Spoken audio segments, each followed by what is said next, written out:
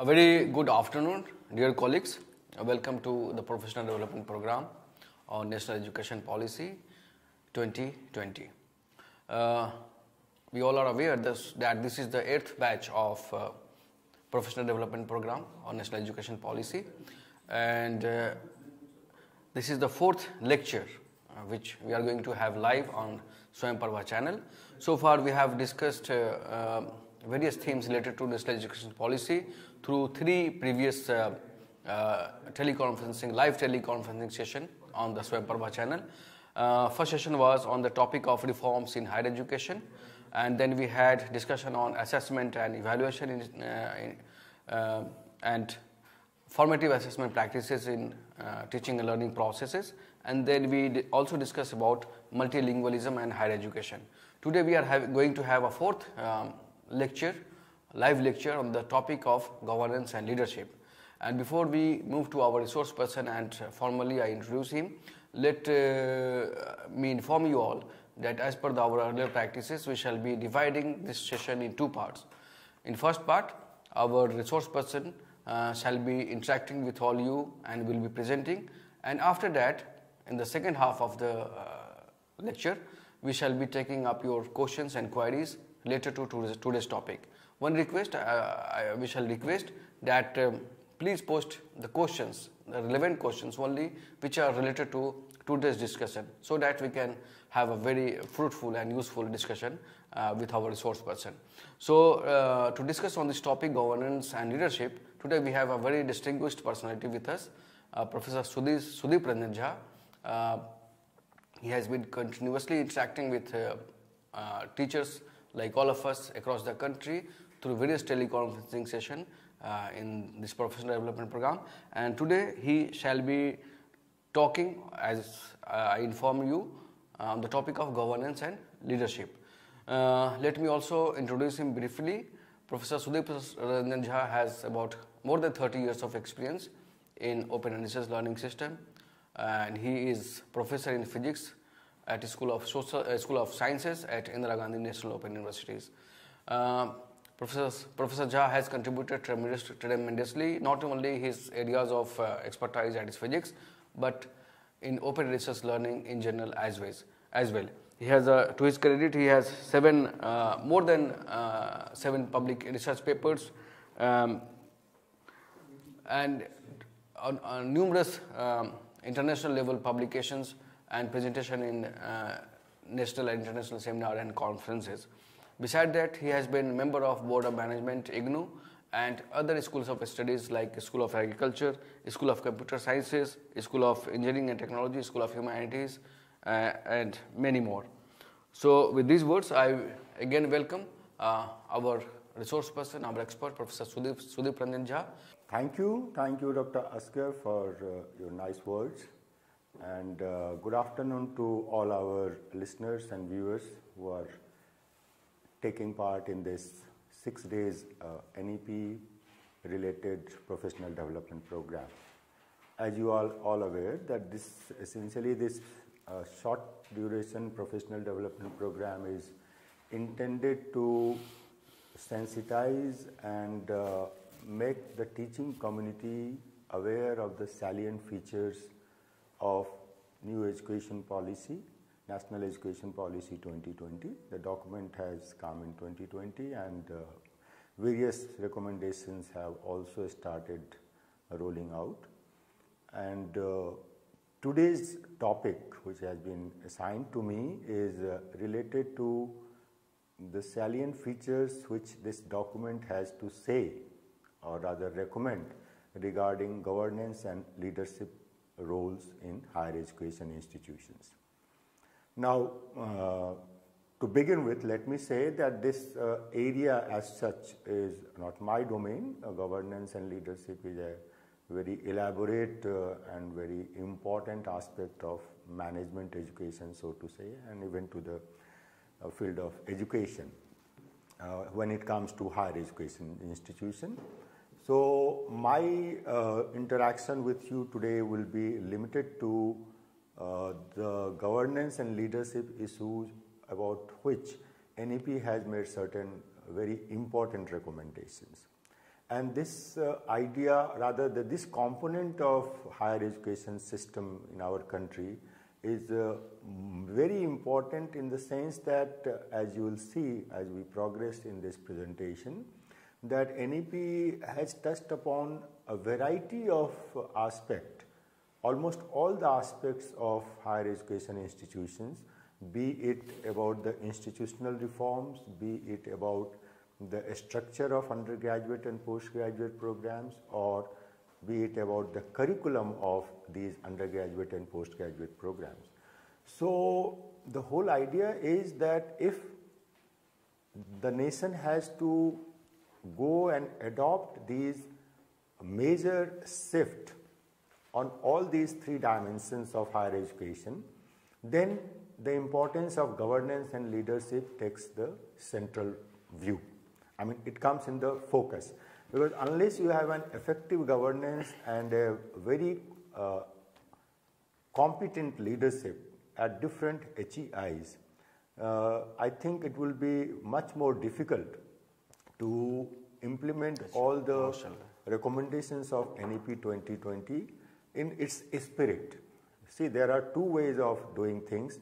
One is that you just implement something mechanically without going into the essence of and without going into the details of the purpose why these changes have been recommended and why one should adopt these changes in their own institution. And secondly, why this topic has been identified for this PDP program is that, in my opinion, and you will mostly agree with this, that any change in higher education institution will happen effectively if and only if the teaching community of that HEI is convinced about the purpose and the intent of those changes, and then only they will be participating in that process wholeheartedly and with the utmost commitment to the cause. So with that background, let me tell you that what NEP recommendations are, right?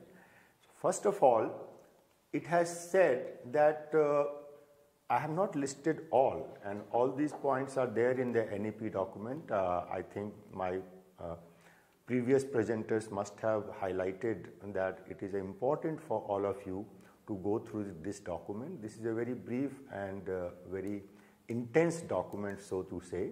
It's hardly 63 pages.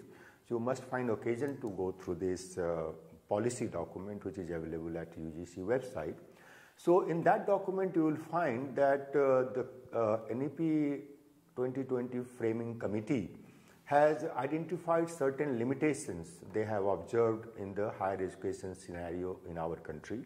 First and foremost, they say that the governance and leadership is suboptimal. Suboptimal means that the expectations from governance and leadership is much more, and what is available and what is being practiced in the name of governance and leadership, that leaves much to be desired. Second important limitation they have highlighted is that the faculty and institutions, they don't have much of autonomy to try out new things, to revisit their curriculum, to deviate from the standard curriculum of that level of program and introduce new things based on their own experience as well as the need of the student community or the region where that HEI is located.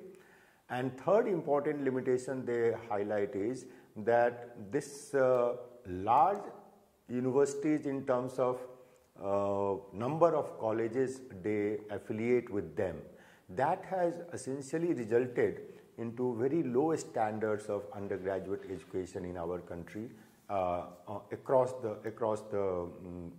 all the systems, whether it is sciences, arts or professional college. So they say that when universities just restrict themselves only to affiliating colleges without closely monitoring and without closely guiding and mentoring the academic activities of those institutions, it necessarily, they have found that it generally result into degradation of undergraduate education in our country, which is the major student intake in higher education system. So in that context, what NEP expects from HEIs? They, as I told you, they have suggested that it needs to be touched upon, restructured, revisited on all the three counts. One is that they propose a massive institutional restructuring, and these three restructuring has been proposed keeping an eye on the limitations they have come across in the HEIs of the country as on date. So first is they suggest that we need to restructure, our institutional restructuring is needed. Second is that they say that the entire UG and PG degree programs, the way they are structured, where the focus in the subject and domain knowledge is very, very high and predominant, and other aspects of education which is more relevant not only from the point of view of employment of the person who is pursuing these UG and PG program, but also in the context of societal expectations from these undergraduates and postgraduates coming out of the institutions. And third is to restructure UG and PG program. They have suggested a broad framework, rather broad canvas, that what kind of revamping is needed in the curriculum of undergraduate and postgraduate degrees, what changes we need to incorporate in the pedagogy of teaching. For example, the way ICT can be used meaningfully so that learning experience can be enhanced. Third is they say that we need to revisit our assessment strategies, because assessment is more focused towards rote learning kind of a thing, and people pass out successfully in a program, but when it comes to applying those knowledge they have studied at UG or PG level, the performance is not as good. And third is that student support, I mean, apart from the classroom interaction with teacher, a student do need a lot of support from teachers, and that has to be taken care of, and it has been highlighted specifically in the policy document, so that HEIs also take cognizance of other support requirement students do require apart from the classroom interaction with the teacher. So in terms of institutional restructuring, as I told you, that they have found that this large affiliating universities are damaging the quality of undergraduate program. Therefore, what they suggest is that now we need to have large number of universities, full-fledged universities which are multidisciplinary rather than affiliating universities. And what will happen to the large number of colleges which are affiliated to universities? They say that we give them an opportunity to become an autonomous degree granting colleges. Essentially, the whole purpose of colleges getting affiliated to university is that only universities can award degrees. So this policy document recommends that we can, depending upon the accreditation process, accreditation plays a very important role in institutional restructuring. Only those colleges will be given autonomous degree granting status who meet certain benchmark in terms of accreditation. So therefore, once they achieve that autonomous status, there will be no requirement for them to get affiliated to any university, but only those colleges will be given autonomous status who are competent, which are multidisciplinary and all those things. Those details are there. Third is that NEP says that it's not necessary that all the universities are focusing more on both the major aspects of HEIs. One is that teaching, another is research. So universities can take a call that what is their priority, right? If you take a priority, let's say about research intensive university, that does not mean that there won't be any teaching and only students for research degree program will be admitted to such universities. It only means that the predominant concern and the focus of the institutional development plan of that university will be research rather than teaching, and then there can be large number of teaching intensive universities. That again does not mean that those universities will not be devoting their resources as well as manpower, teachers, students and everything in research work. So it is just a matter of what you give as your first priority and what is going on as a second priority. Third, as I explained you, to tackle this problem of large affiliating universities, they have put a provision that let us think of autonomous degree granting colleges, and which colleges will get this autonomous status. It depends on, it's a matter of detail which depend on the accreditation benchmark they have met, and then only they can be independent degree granting colleges.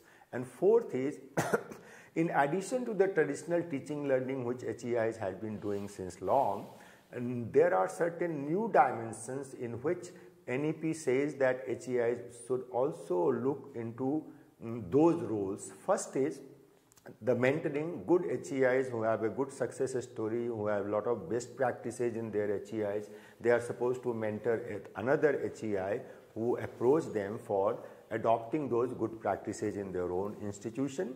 Then most significant aspect is that HEIs are expected to engage with the community where they are located, and that is a very important component, although it is there in the form of National Service Scheme and other schemes of UGC, which is operational in many of the HEIs. But now the whole idea here is that that should be a part and parcel of the entire activity of HEI, and it should be incorporated in the curriculum of undergraduate program as well. The students and teachers should be required to interact with the community on a regular basis as a part of their teaching learning process, rather than a standalone activity like NSS. And fourth and major expectation from HEI is that again you get involved into faculty development. The new faculty who join the institutions, they should be trained about the curriculum framing and teaching learning pedagogies and using ICTs. All those aspects of new things of teaching learning should be incorporated, and HEI should also actively involve themselves in faculty development. What kind of restructuring is expected in UG and PG degrees? As most of you must be aware that now we are, most of the universities in our country, they are going for 3 years undergraduate program. So it has proposed NEP 2020 that now undergraduate program should be of 4 years. Of course, there will be an exit with bachelor's degree after 3 years, which is as on date the practice. But if someone pursues 4th year, and again, not all students will be going to the 4th year of their undergraduate program. Only those who meet certain benchmark in terms of grade points or percentage of marks, they should be allowed to pursue 4-year undergraduate program, where the major focus of the activities of 4th year will be either deeper knowledge in a subject area chosen by the students, or some exposure to how to go for research. So essentially, what is being suggested by NEP is that it is not necessary that every graduate need to pursue higher studies, right? The graduation can well be considered as a terminal degree, and then you go into the actual life and work situation. Or some of them who are good at studies and who are interested and who have certain achievements in 3 years of undergraduate courses, they should be given an opportunity to go for the 4th year, where they go into deeper, take more courses, more credits in a particular subject of his choice, or they can also think of pursuing higher studies in pure sciences, research oriented areas, which will be there are many takers for such students. It may be the higher education system itself, or the research institutions and variety of other institutions. Secondly, there is a recognition of the fact that whatever effort a student make in a 3-year or 4-year undergraduate program, if for some reason he or she is not able to complete the entire 3-year course curriculum and exits after a year or two, their effort made during those 1 and 2 years, they should be rewarded in terms of either a certificate or a diploma or degree or honors with research for the 4th year undergraduate program students. Third is that as on date we have a very compartmentalized BA, BCom, BSc, medicine, engineering kind of undergraduate programs. Some of them are called general undergraduate program and some of them are called professional program. Here it is being said that let us break these boundaries and integrate arts and humanities with science, technology, engineering and mathematics education. So this barrier which is artificial, that should be broken, and we should provide opportunity for students pursuing predominantly arts courses to have some courses in science and technology and mathematics, and the vice versa. People pursuing science or professional programs at undergraduate level, they should also get an opportunity to pick up some courses from arts and humanities. So that kind of artificial boundary among the areas of study should be done away with. That is another restructuring they are proposing at the undergraduate level. And next is that vocational and skill education is a completely different domain in our country. We have undergraduate and all kinds of levels of programs in the vocational area at least. So again, the recommendation is that let these two areas of education be made a part and parcel, or rather mainstream these areas of education, these courses into our larger undergraduate program structures. That is what is meant by mainstreaming vocational and skill education. And as we go for a 3 or a 4 years undergraduate program, naturally therefore we have to think of 2 or 1 year PG degree program. Details of all this will be explained by my colleague who will be taking one of the sessions of multidisciplinary higher education as recommended by NEP 2020. What kind of curricular restructuring of UG is required? As a teacher, this slide and the content of this slide be of your utmost concern, because as a teacher you will be expected to ponder over these expectations and come out with the viable and meaningful solutions. The first kind of restructuring is nothing new. We have been teaching at undergraduate level in discipline specific courses, but rest all are new areas. As I told you that vocational and skill courses has to be mainstream, therefore we have to find space in the credit structure of undergraduate program where we can give some vocational and skill courses to our students. Third is this is life skill courses, environmental studies, value-based courses and global citizenship education. These are completely new areas, and for all of us, although it's just a matter of thinking for some time and find out what are the relevant things which can be put as a course and offered to our undergraduates, but these are the areas which has been highlighted in this policy document, and it is upon we teachers to come out with innovative solutions in terms of courses to be a part of our undergraduate program at the national level.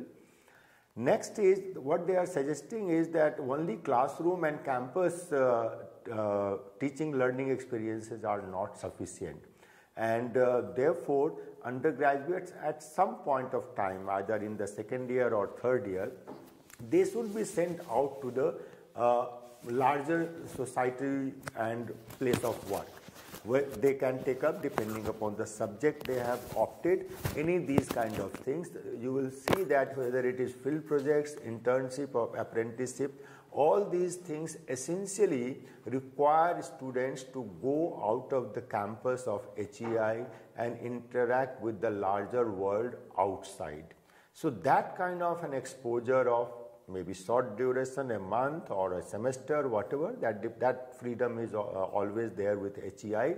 But the intent here is that that kind of interaction when someone is pursuing undergraduate program is a must to make him appreciate the local environment where ultimately they have to go after coming out of the campus.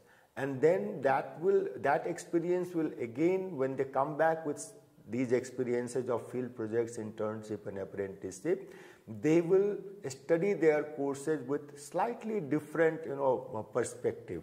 When they see what is happening there, what are the problems, and whether my studies, whatever I am studying right now, is anyway going to solve some of the problems of the society. So that kind of an exposure with the society at large to appreciate what are the contemporary issues which is bothering the population, where education can pitch in and give viable and meaningful solutions. So that is another aspect. It has to be incorporated in our undergraduate curriculum. And fifth is, of course, as I told you, if someone is pursuing 4-year undergraduate program, if the student has done very well academically up to 3rd year, he or she should be given an opportunity to go for some deeper study about a course, or even go for some exposure about the research in their respective area, what they have done good at in the 3 years. So that is for 4-year undergraduate program, the research project. So all these components, apart from first, which is the part and parcel of the ongoing undergraduate program, all other are new areas, and this is, so to say, this is a challenge to the teaching community of our country, that first of all get convinced that these are really important aspects of education which any undergraduate must have, and then see how we can incorporate in our undergraduate curriculum. So this is the curriculum restructuring at UG level, which is expected in the NEP 2020. So as I briefed you, there are high level of expectation from HEIs in the NEP 2020 document, and how it will happen, right? So NEP suggests that this will happen provided we provide sufficient faculty and institutional autonomy to experiment. For example, all the area I listed in the previous slide, you have to think depending upon your local environment and your domain expertise, the kind of faculty you have, the kind of student profile you have, that kind of autonomy you have to give to HEIs so that they can think locally and incorporate these aspects in their undergraduate program. That is one way what policy document itself recommends. Another is that governance of HEIs through highly qualified independent boards. As on date, what is happening is that HEIs are either governed by UGC by way of certain guidelines or gazette notifications, which are essentially, kind of rules to be followed. And head of the institution, whether it is principal of college or a vice chancellor of university, they are supposed to implement it. So the policy makers, they are sitting at a distance and they are not aware of the ground reality. What they are saying, the NEP document says that let's have a board of governors associated with every HEI, whether it is a university or an autonomous degree granting college. And that board of government will be closely associated with the institutional development plan of the institution, what is the vision and mission of particular HEIs. We have variety of HEIs, and this style of governance through a board of governors is a tested kind of governance mechanism which is being practiced by most of the IITs and IIMs in our country, as far as I know. So they find that that is a more successful way of governance, where the community of teachers and students and the leadership of the institution, whether it is vice chancellor, principal or director, they will be in a more frequent interaction with the people who are there in the board of governance, so that that interaction would lead to a more meaningful plan of action, and that is a better governance model as per the NEP 2020 model, rather than some regulator sitting at a distance or some government sitting in some capital and saying that do this or do that. That is not giving a good result, so to say, as per the NEP 2020. And third is that merit-based appointment at the leadership position. So what they feel that the leadership positions in all HEIs, they should be such that which is inspiring, which generates faith, which the person must have a credibility. So if the person appointed to head an HEI has all these traits, then it's much more easier for him to implement all the new ideas which NEP 2020 has proposed. What will be the features of this kind of governance which NEP has suggested? There will be a board of governor at the top of the pyramid of governance in any HEIs. Then governance of HEIs will be through this board of government will be populated by highly qualified and independent people. Not necessarily all will be from academia. People from different walks of life can also come in. The only requirement here is that person should be very highly qualified and open and independent minded person to be on the board of governor of any governance or board of governors of any HEI. And third is that teaching community has again been trusted a lot in NEP 2020. They say that ultimately we have to give complete freedom and these HEIs has to be self-governing.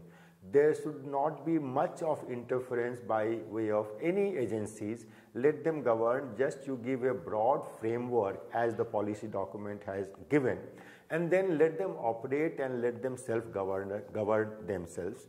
And even the board of governors should also confine to the macro management rather than going into the micro management of day-to-day activities of HEIs. And again, it has emphasized that outstanding merit-based appointments at leadership position is a very, very important component for making all these things happen as has been proposed in HEI, NEP 2020.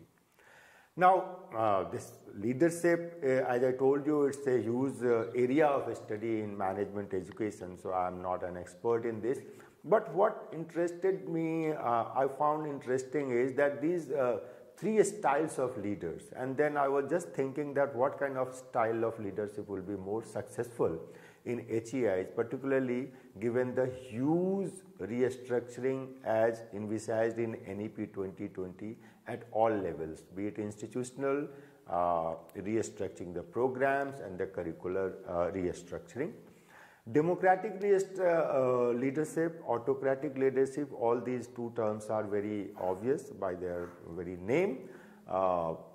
Mostly in HEIs, the democratic leadership is the way of life. Generally, we operate in such a situation where there is an interaction among teachers, between the vice chancellor and the teacher, or the principal and the teacher, between the students and the teachers. So that kind of participative decision making, what is called a democratic style of leadership, and that is the norm in most of the HEIs. Autocratic leadership is generally not seen, but you never know that there are certain leaders, certain head of the institutions who are autocratic, who don't believe in much of interaction. They believe that what is to be done has to be done, and that's the major trait of autocratic. But in my opinion, the kind of changes NEP 2020 envisages for HEIs, the only successful leadership model will be transformational. Now, what I understand by this transformational style of leadership is that you first of all, you have to win the confidence of the teaching community primarily in an HEI to make anything happen meaningfully. Now, all my words are important. Things will happen in any way. If you are in a leadership position, if you say that this has to happen, this may happen. But if you are really sincere to the cause, or you are really serious about the intent of the change you want to make, then you have to have a transformational leader.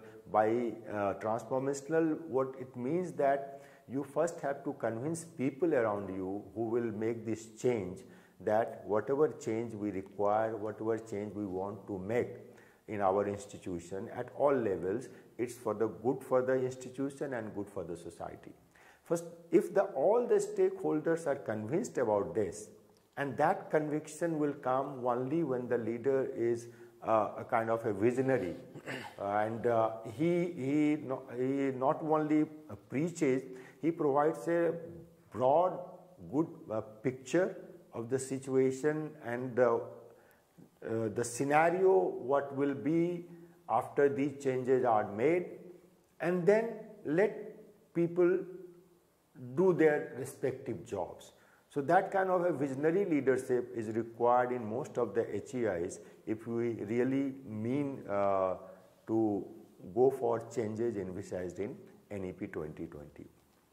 Now, leadership has many important attributes. These are 4 C's called in the management jargon, and I more or less agree with this, that competence is a must, right? You have to be a knowledgeable person, and that expert knowledge, if you are competent, then you generate respect for yourself from among your colleagues. And you know, if you are leading a community of teachers, then you must be a very competent person in your own respective field, and that will make your life, and that will kind of give a weight or conviction to whatever you are saying to them, that how we should move ahead. And you also must be seen as a committed to the cause, right? So that commitment has to come to the institution, to the changes you want to make. You must be convinced yourself first, and then try to convince others that this is a necessary thing, and that kind of a commitment should be there, because this is more important, because most of the leadership positions are tenure positions, right? So even in that brief tenure, whether it is for 3 years or 5 years, people should feel that for whatever time you are here, you are committed to the cause of the institution, the kind of mission and vision the institution has. The day you have joined, from day one, you are committed to that cause, and you are working to meet those vision and mission of the institution to, wholeheartedly. Third is that you must have courage to say spade and spade, right? I mean, in a leadership position, it's not always possible for anybody to keep everybody happy, right? So you should have that courage, that you should say what is right and what is wrong, and this courage should be operative both ways, not only to your subordinates or people working with you in an institution. It should also be visible when you are interacting with the policy makers higher than you. You should say that what is possible and what is in the best interest of the institution you are heading. And that kind of a courage is also an important attribute of a good leader. And candor is again another, you should be very frank about what your understanding of the situation is. And there is no point, not saying something. You should open your card also as a leader, that what you think and why you think like that. Because if you are leading a community of teachers, you have to get into this habit of dialogue and debate. Of course, this dialogue and debate cannot go endlessly, but it can't. It must happen. And whatever your vision is, you should be very frank in saying that, and then discuss with them, and then come to a decision, which is generally it is good that if it is made through consensus. Now, the leader's position is like this. It's a three-way interaction as I see it. Essentially, any HEI essentially is a teaching community, because whatever is suggested, whether it is institutional restructuring or restructuring undergraduate and postgraduate programs, it will happen only if the teaching community is involved. They are the agents of change, so to say. So the leader's position is that he or she has to first convince himself that NEP, whatever NEP is suggesting, what is possible and how it is to be done. He should first be convinced and aware of all those things and their operational details. Then they have to get input, interact with the teaching community. And at the same time, you, as you have joined this professional development program, today or tomorrow, the leader of your institution, be a principal or the vice chancellor, will come to you that this is a proposal of NEP and let us do it. So if you want to do it meaningfully, then you must also interact with what are the provisions in NEP 2020. So it is a three-way interaction, and leader is only one of the important aspects. All the two, leader as well as the teaching community and the non-teaching staff also, particularly people who are heading the operational divisions or examination division, they also have to be abreast with what are the recommendations of NEP 2020, so that it can be implemented by the entire community of the HEIs, rather than it is left to the leader to implement it, and that implementation will not be very meaningful. Now, a leader is also in a very precarious position, you know, whether it is principal or vice chancellor. Below him, there is a three major stakeholders in HEIs. One is the group of teachers, the most important agent of change in HEIs. And another is a major stakeholders are non-teaching staff, the people who will implement those things, particularly people involved in admissions and student support and evaluation, examination departments. They also have to be taken on board.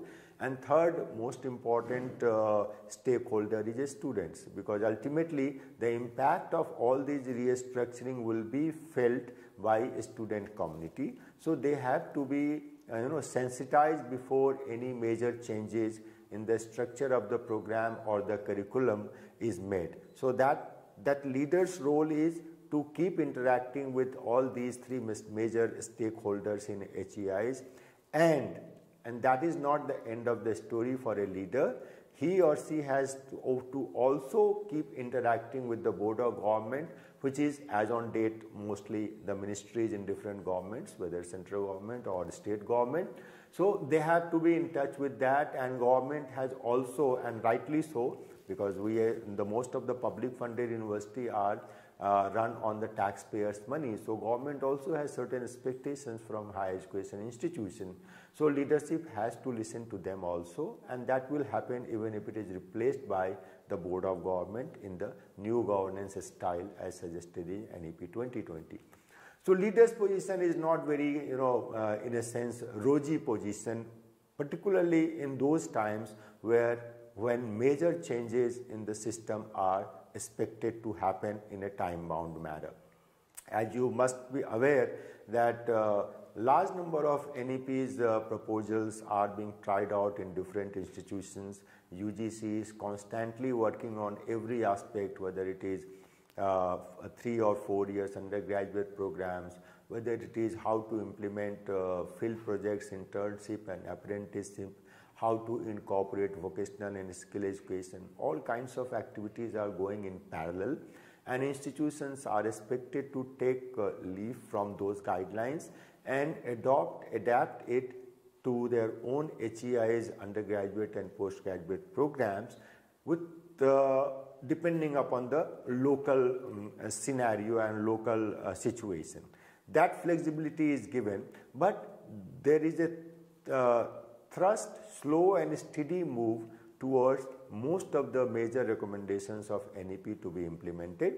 So as a group of teachers, ultimately it's our responsibility to see that these things are implemented in the best interest of students and the society. Therefore, this program is there, and therefore the role of leadership, some of you may be in the leadership position as on date, and some of you will, as you progress in your career, go to the leadership position. So it is necessary to always see the whole thing from a distance. That gives you a macro picture, and as a single agent of change, as a teacher, you may not get that view, but from a view from a distance gives you that what all it takes and how things have to happen so that everything falls in place simultaneously. So I think with that, Dr. Asgar, I will stop, and let's invite some questions if there are any.